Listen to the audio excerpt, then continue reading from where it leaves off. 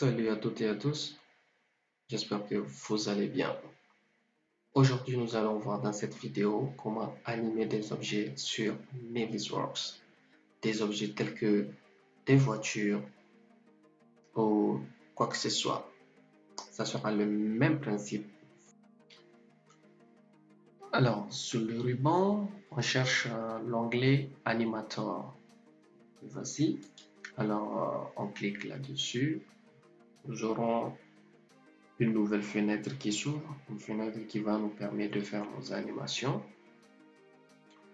Voilà, et pour avoir un peu plus d'espace, donc je vais fermer cette page ou bien carrément je masque ça automatiquement. Donc là, je vais gagner un peu en espace. Alors, une fois ceci fait, nous allons nous positionner de façon horizontale pour mieux sélectionner les objets. Alors, je clique sur cette face de notre cube. Et bien, je zoome sur une des voitures. Sachez que je vous mettrai ce fichier dans la description.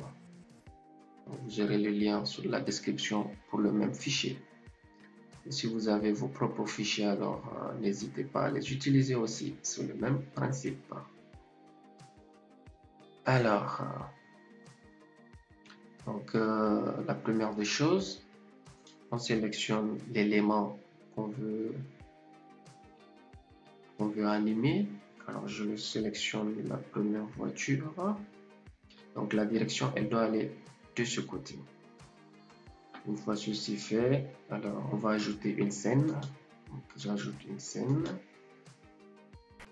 Voilà, donc une fois ma scène ajoutée, je fais un clic droit sur la scène et j'ajoute un jeu d'animation. Voilà, depuis la sélection actuelle, c'est-à-dire depuis cette sélection-là.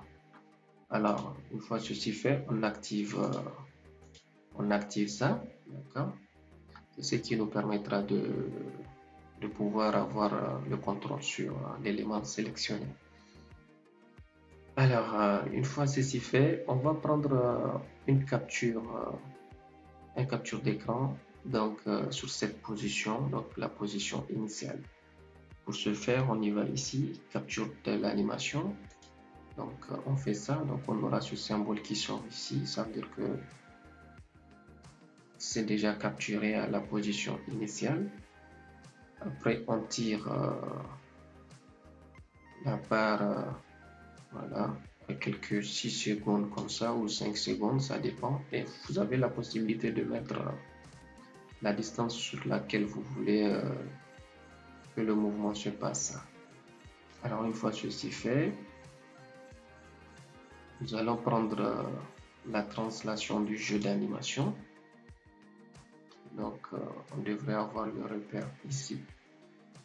Alors ici ça va vers le haut, si on tire ça, ici ça va vers la droite, et ici ça va à l'intérieur. Bon, nous ce qui nous arrange c'est la flèche rouge, parce que nous voulons que la voiture quitte de là à là à peu près. Voilà, donc on y va. Donc, on déplace la voiture. Donc sachez que c'est en fonction de la vitesse avec laquelle vous poussez la voiture, donc qu'elle avancera après. Donc une fois l'avancée, mais là on va prendre aussi, on va capturer ce mouvement. Voilà, donc nous avons déjà le mouvement qui est réalisé. D'accord, donc pour voir le mouvement, on peut retourner en arrière.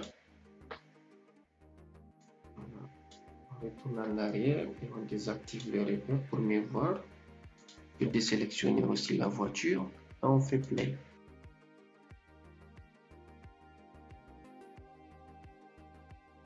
Voilà, ceci fait, maintenant sachez que ici, vous pouvez jouer ça, la même vidéo, le même déplacement en boucle, ou bien en PP, ça veut dire ça part et puis ça revient en fait, voilà, au même endroit. Donc si vous activez ça, ça part, ça revient. Et à l'infini, ça veut dire que le mouvement sera répété à l'infini. Alors, voilà, donc la voiture arrive jusqu'ici, puis elle retourne carrément. Pour nous, c'est pas ça l'objectif et donc on n'en a pas besoin. C'est juste pour que vous le voyez. Alors, je désactive ça. C'était ça l'essentiel que moi je veux avoir. Et c'est le même principe avec tout le reste. Donc, vous pouvez vous amuser à animer aussi cette limousine ou cette voiture et à d'autres voitures devant. Alors, il n'y a pas de difficulté.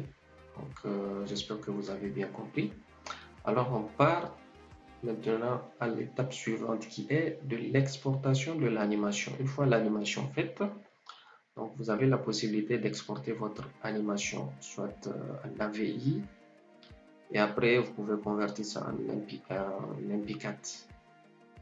Ok, alors on y va sur l'exportation. Donc ici sur la source, et sachez que ici c'est l'animator. La fenêtre s'appelle animator. Alors il faut que là, ça soit sur animator parce qu'il y a là aussi la simulation de timeliner.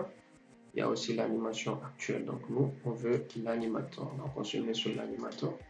Là, le rendu sur lequel vous voulez, vous pouvez choisir votre texte ou fenêtre. Bon, généralement, les gens prennent l'option fenêtre carrément.